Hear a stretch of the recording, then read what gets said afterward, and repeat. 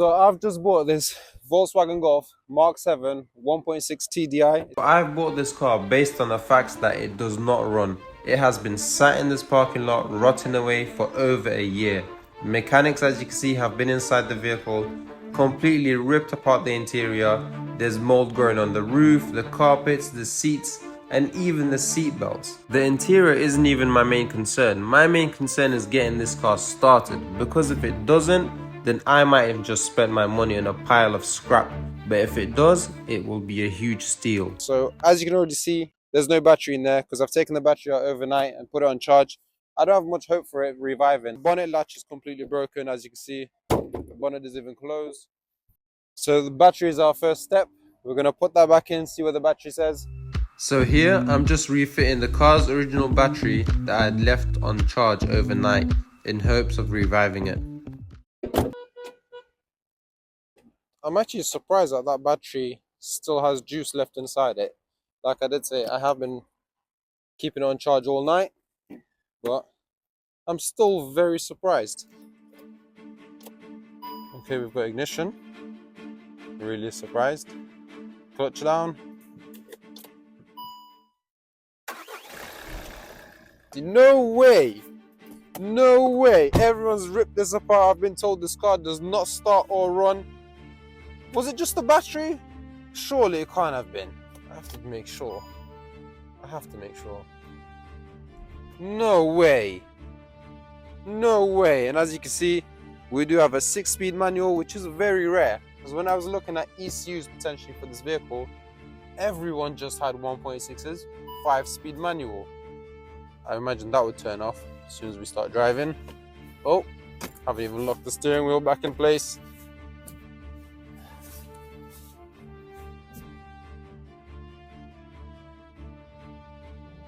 She sounds good as well. I thought it was going to be a long video of diagnosing and fixing, but I'm so glad we've skipped that part because diagnostics take so long.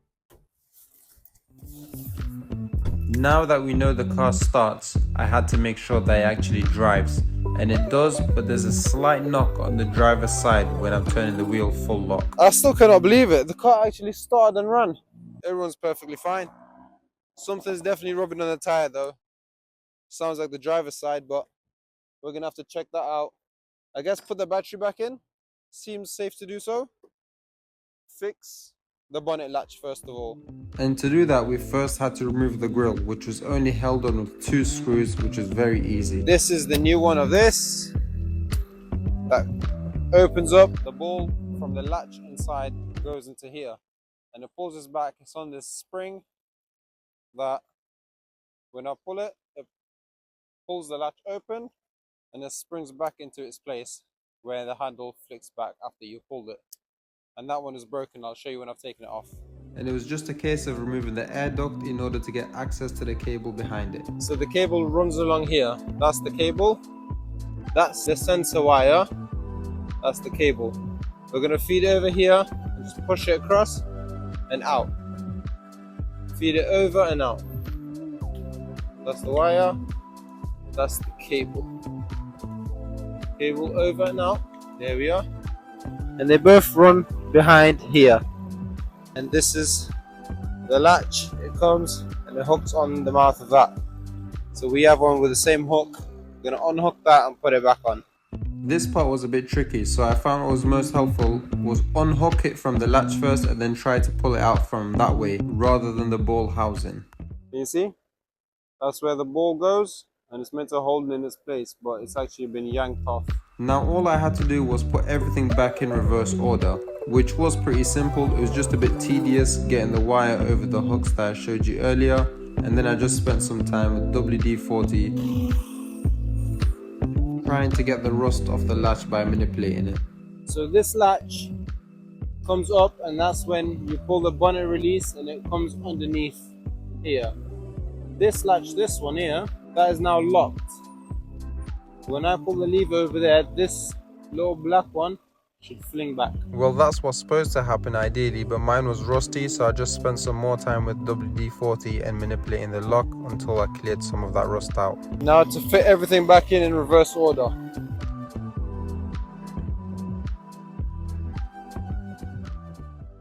I cannot even see the hole where they've pulled that poor thing from. Luckily they haven't broken this.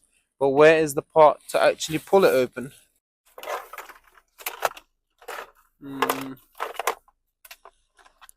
That's what we're looking for. This one? Yes.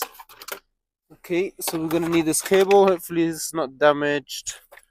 Oh, it's peeling off. It looks like a stringly, what's this called? Cheese strings, that's it. Looks like a cheese string. Yep, this side goes under the bonnet. And to feed that cable through the hole and into the engine bay, I'm using these rods that just simply screw into each other and connect in order to extend the pole. And I'm going to be feeding it through the hole one by one until I see it in the engine bay. Then attach the cable to the other end and simply pull it through. I'm going to have to find the hole which is up here. By the way, I got this really cool headband from AliExpress. And I'm not even joking, this must be the best purchase I've ever made on AliExpress. I think I paid £5.54, something like that, for 2 of them. It's absolutely amazing. So very, very bright. Then you have your single torch, dim, and then off. It's amazing for jobs like this. Now there was only one panel held in with one screw that I had to remove, and then locate the hole and add the rods one by one until the rod came out of the engine bay. But that isn't the place it should be coming out of, I'm pretty sure. Anyway, let's have access to it.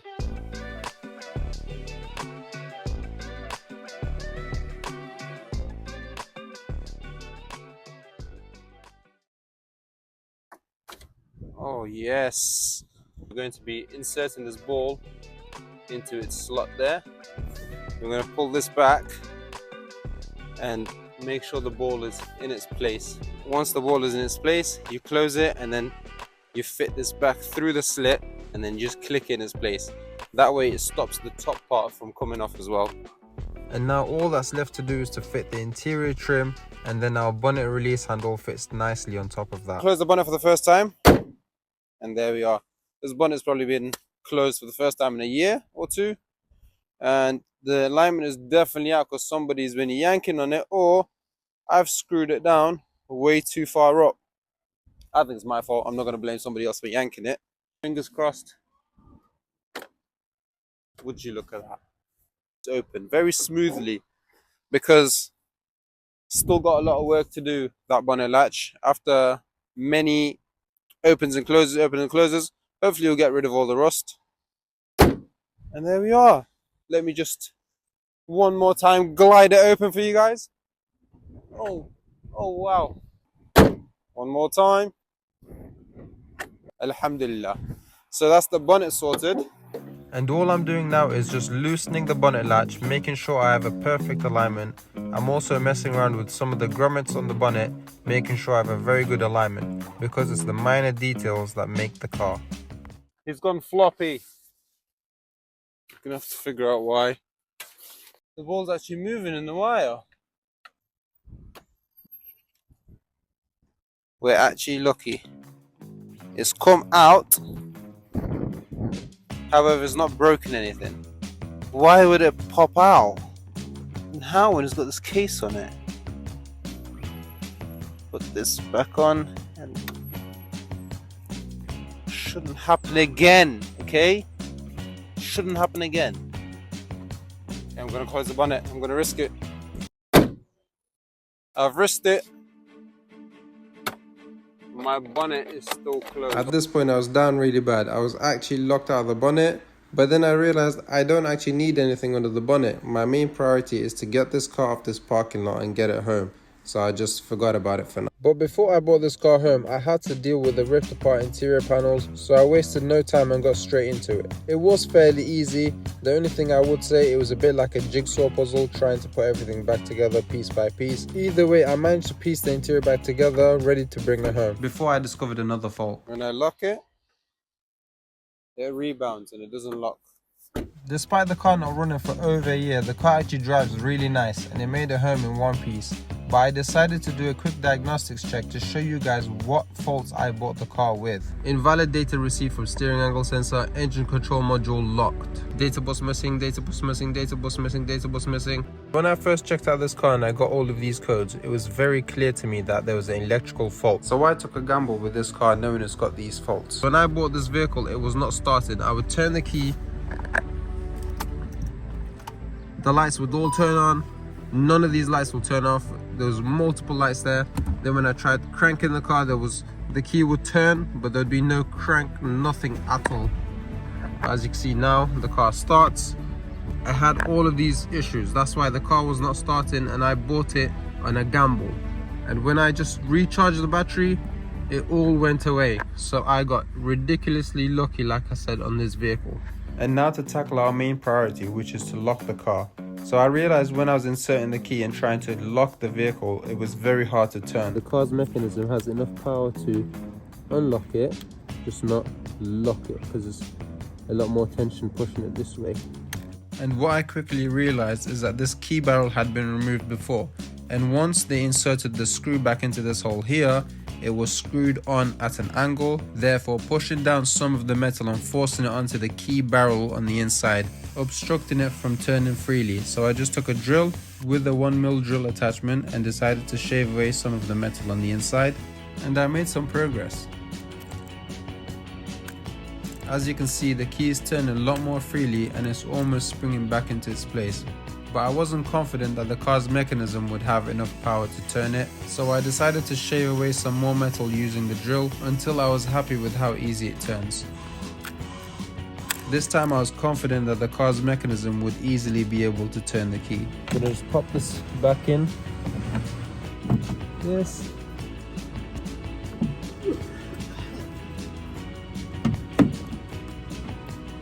And there we are. That's back in. I can pop this screw back in now. Let's test it. It's unlocked. It locks now. Because before, it wouldn't let it lock. And that is the finishing touch back on. There we are. All sorted. Then it was time for the interior. So I started clearing out everything in the back, putting everything away. There was a lot of rubbish inside this car. And then it was time to do the same thing with the front. Those are just the pieces I haven't put back because of the bonnet latch. Then it was time to spray down the car with white vinegar, which actually worked really well, as you can see here. So I spent about 20 minutes to half an hour just making sure I've sprayed everything down as much as I can. I tried to drench the seats in white vinegar to kill off the mold. I think it's going to be a lot better if I remove the seats and then clean them individually with the wet and dry vacuum. Hopefully get rid of all of the mold that's inside there. Let's start with the passenger one first. And to do that, it was just a case of removing both of the bolts at the front which hold down the tracks, and then doing the same thing in the rear. And then we could just flip the seat back just like so. And then there were just two connectors that I had to disconnect, which was for the seat belt and the airbags of the seats. This was quite interesting because they always say McDonald's food never rots, and this chip has actually not grew any mold at all in a mold infested car. I don't know about you, but I find that really crazy. Anyway, so it's time to do the same thing with the driver's seat of the car, removing the front bolts, and then doing the same thing with the rear, and then removing the connections that go to the seat. Once I have the seats out, I decided to spray it all down in white vinegar again, making sure I get to all the parts that I couldn't inside the vehicle. Next, I decided to tackle the inside of the vehicle, make sure I clean all the interior because even the dash had grew mold. I was trying to make sure to clean every nook and cranny of this car as best as I could because there was so much food stuffed into every crevice. Just look at the state of these seatbelts, they're actually awful. There's so much grime and mold growing on this. Just look at the back of the seatbelt, it looks like somebody spilled yogurt on it. Nevertheless, that white vinegar did a great job because just wiping the seatbelt down made it look brand new again. But of course, this is not a permanent solution. Seeing how well that seatbelt cleaned up, I decided to tackle the rest of the seatbelts in the car. Moving on to the driver's side, which was nowhere near as bad as the passenger side. Once that was done, I moved to the back, and I found this really cool technique, which is to pull the seatbelt really hard until it locks in its place, and then using that force to wipe it down with the rag that I was using. So what I've done so far is clean all of the seatbelts, driver's side, passenger side, and all of the three rear seat belts as well. Clean both sides nice and clean now. Then I did some more interior cleaning, making sure I got a lot of that grime out because the cup holders were filled with something I can describe as toffee, but it turned out to actually be coffee. Then I moved on to the roof, which I actually failed at because there was just so much mold that had grown between the layers. It was almost impossible to clean and get it to a level where I was actually happy with. So I just cleaned off all the plastic parts, which was pretty easy. So I've sprayed all this down. I'm going to spray it down once over again. And then I'm going to take it to the car wash, tell them to jet wash the seats for me. I've already got the seats out. This is all the rubbish. This bag full of rubbish came out the car. I got this wet vacuum in order to do the seats, and I'm in a car park with no plugs around, so I had this little inverter that plugs into the car, and then you have power supply. But this apparently draws a lot of power, and this wasn't able to sustain it, hence why I wasn't able to do this myself. I would have loved to get this on video for you guys, doing a full transformation, but unfortunately with the car being so dirty I cannot skip over this part. So I've just popped the seats back in. I haven't got any of the screws in it, so the car wash can take them out and jet wash them. The car's already starting to look better, I must say. It's starting to look a lot better already. Before you get onto me, I know we have to address the knocking sound. It smells so strongly of vinegar in here, and every time I push the clutch down, my seat goes back. But let's go. And when I'm accelerating, it's just gone back when I've accelerated. But as you can see, auto hold actually works now. Surprisingly, I can't turn it off though, but at least it's on. So I just went to the car wash and I had to turn back because the car has a massive leak. So of course we're gonna get more problems. This is only a £1,000 car. Turns out that the crankshaft housing was actually leaking a lot. So we'll have to address that later on. You know that we still haven't managed to get under the bonnet after we got locked out of it. And we haven't addressed at all the knocking sound that's coming from the wheel. So we're going to take off the wheel today, take off the arching, hopefully fix our bonnet issue, and then also address that knocking sound. I'll be honest, I've been putting this off because I just haven't had enough time. So as we know, UK winter time is always a race against light. So I'm not going to put this off anymore. I'm gonna just crack on with it now. I just want to quickly apologize about some of the poor audio quality. It's because I had the car running and then now I'm trying to isolate the sound, which isn't a really good idea. But I've never done YouTube before, so I'm learning as I go, and I hope you guys can bear with me. Round 2, let's see if this one can get the job done. Let me tell you that in my entire life, I have never had to struggle this much for some wheel nuts to come off. They seem to have really seized up because they haven't been open for a year. I've never ever experienced anything like it. So what I found to be most effective is actually pulling on the bar rather than trying to do a push and pull because it's just so seized up. So I ended up jacking the car up, taking all the nuts off after I had cracked them one by one.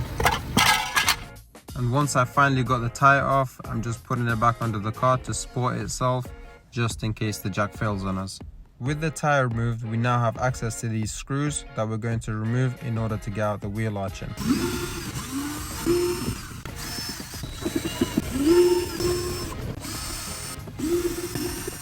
So now we can just pull this one out.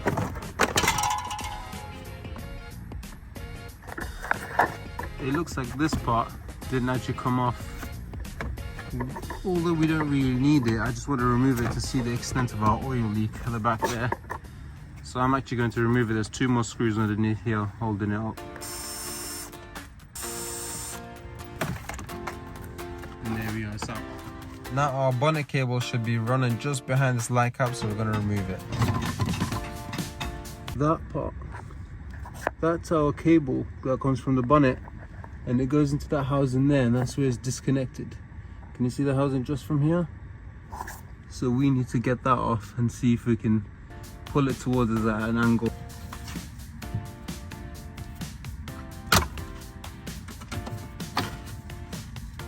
That's one end. However, that's not the end we need.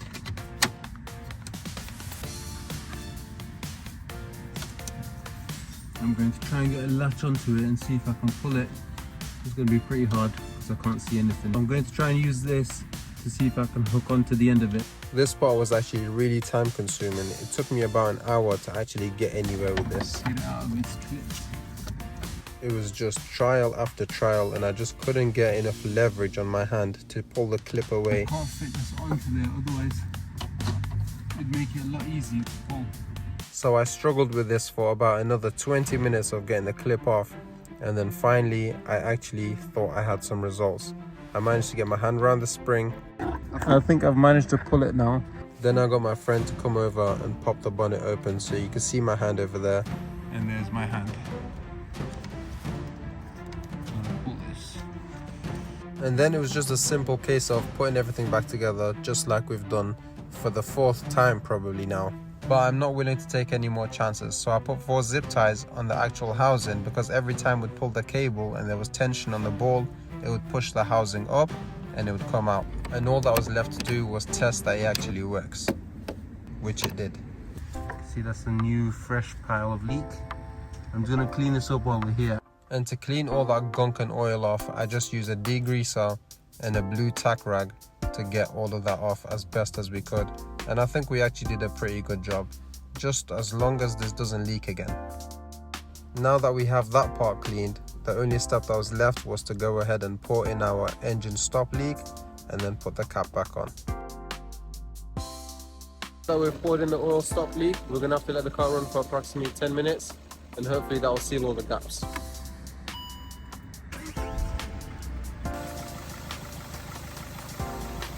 Now that the car's running with the oil stop leak inside it, I'm going to try and crack on and put the wheel arch back on and also the wheel, and hopefully that should be a job done for tonight. And this was just a simple case of putting everything back in reverse order the way we took it off, making sure we put all the screws back in just where we took them out. And I know we said we'll call it a night, but I had to find out what that knocking sound was because it wasn't coming from the driver's side, so we had to diagnose the issue further and find out where we're getting that knocking sound from so we can rectify it. And now the only thing that was left to do, now that I'm happy the bonnet latch won't be breaking on us again, was to put the wheel back on and lower the car and go to the other side to diagnose our issue. And of course I had to test if the bonnet works under its own pressure. And I considered that as job done, so all that was left to do was go back inside and put the interior trim panels back together that we removed in order to fix the bonnet latch in the first place. And also installing the last piece of trims that I never installed the first time around because we got locked out of the bonnet. So this is the issue that's making the sound, guys. This is what's making the rattling sound when we turn. The drive shaft housing is completely ripped apart. So we've just discovered that it's the CV joint that's making the knocking sound, so we're gonna have to leave it here for now and then hopefully get a CV joint as soon as possible. We're back again, but this time we have the CV boot joint. So we're gonna change this one, fill it up with grease, and hopefully we won't have that knocking sound no more. So today we're getting some help because I don't think I could do this one by myself.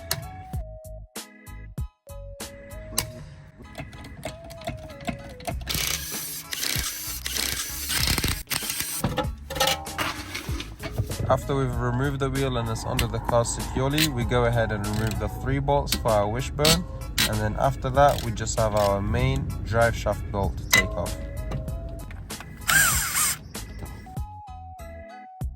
Now that he's removed the 3 bolts for the wishbone, he's just removing the bolt for the drive shaft, and I'm just inside the car wiggling the steering wheel until he can free the wishbone. And as you saw, I've bought a CV boot cover for the vehicle. However, you're going to find out that I've misdiagnosed our issue. And that's exactly what I mean. The knocking sound you hear is not the CV boot.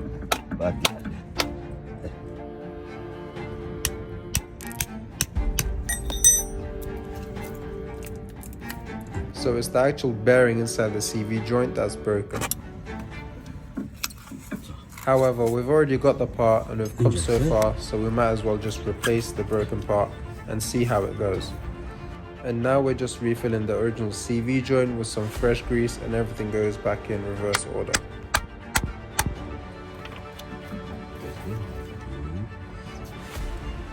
Now that the new CV boot is in, it's just time to clean it up and put the straps back on.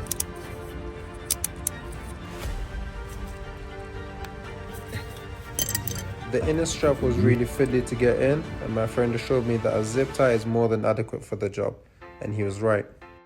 Now that the new CV boot is in, everything goes back in reverse order, and these are the 3 nuts that I was talking about earlier that hold the wishbone in place. And then the drive shaft bolt goes back in, making sure it's nice and secure so it doesn't come out while we're driving. And then last but not least, the tire goes back in and we can take it for a test drive to see how it sounds. Well, that pretty much sums it up. I don't need to drive around for any longer than necessary. This time we have the CV joint and we're going to be putting this in place today, hopefully get rid of that knocking sound. So it's the same process again, taking the wheel off, taking the bolts off for the wishbone and putting this new one in place, filling it with grease, and hopefully that should eliminate all of the knocking sounds we have. That's the old one and the new one going in. Perfect. You can already see how much nicer and fresh this new CV joint looks. The old one was clearly knackered and we've got a lot more fresh grease going into this one. Upon inspection with the new CV boot and then the old one that we fit, which you can see here, the old one was a lot more adequate than the new one, so we decided to keep that one in place. And then once again, hopefully for the last time, everything goes back in reverse order. So now he's just doing all 3 bolts on the wishbone. Then our drive shaft bolt goes in, and then our tire can go on. Then we can lower the car and finally take it for a test drive.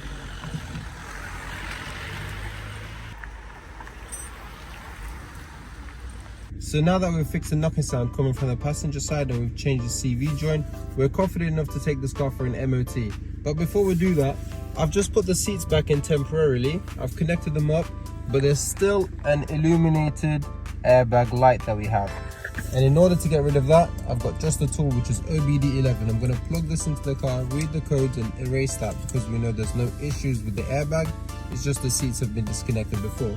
And then we're going to add some oil because, as you know, we had a massive oil leak. So we're going to have to top it up, replenish it before we drive to the MOT station. There we go. After a simple reset, our airbag light is gone. And then we go with some oil. We've just arrived at the MOT station. So what do you guys think? Do you think it's going to be a pass or a fail? For myself, I'm pretty confident. I think I have faith in this car and we're going to get the good old pass. Hopefully first time round.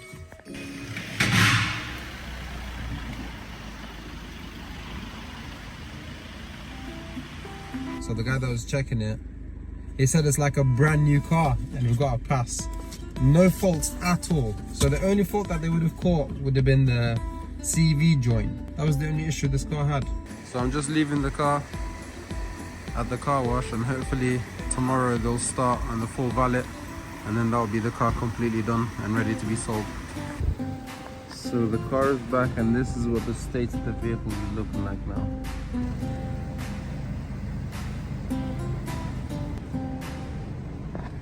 So the car wash said this is really hard to get out, these stains, because it's been mold on them for so many years. They couldn't get it out with nothing, even those drill brushes. They tried and tried and it still wouldn't come out. So we are left with some stained seats, unfortunately. Now let's take a look on the bright side. This car has actually come a long way, and this car was a personal challenge I took, and I'm really happy to have you guys join me along this journey, and hopefully this will not be the last.